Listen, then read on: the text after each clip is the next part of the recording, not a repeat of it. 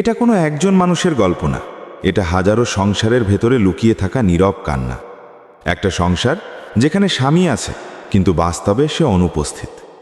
বিয়ের শুরুটা হয় স্বপ্ন দিয়ে, ভালোবাসা, হাসি আর ভবিষ্যতের হাজারো পরিকল্পনা। কিন্তু কিছুদিন পরই বাস্তবতা বদলে যায়। ভালো জীবনের আশায় স্বামী চলে যায় প্রবাসে। প্রথম দিকে সব ঠিক থাকে, প্রতিদিন ফোন আসে, ভিডিও কল হয়, কথা হয় ভালোবাসায় ভরা।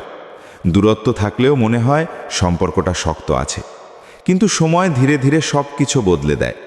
ফোন কমে যায়, কথা আর আগের মতো আবেগে ভরা থাকে না। এখন কথা শুধু দায়িত্বে সীমাবদ্ধ।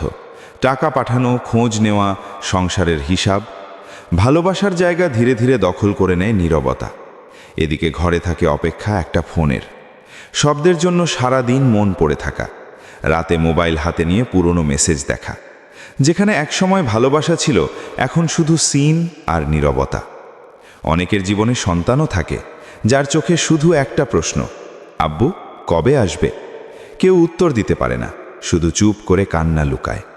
আর এই অপেক্ষার মাঝেই সবচেয়ে বড় যন্ত্রণা তৈরি হয়।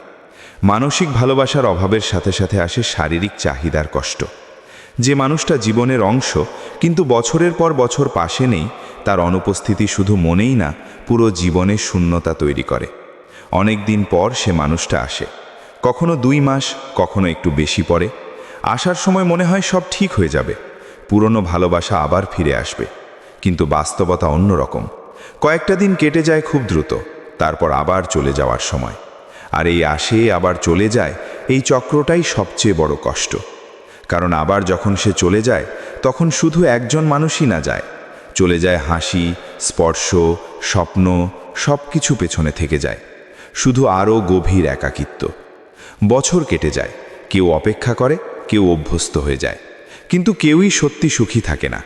শেষে একটা প্রশ্নই শুধু বেঁচে থাকে, যে মানুষটা জীবনে আছে কিন্তু পাশে নেই, সে কি সত্যি জীবন, নাকি শুধু একটা দীর্ঘ অপেক্ষা?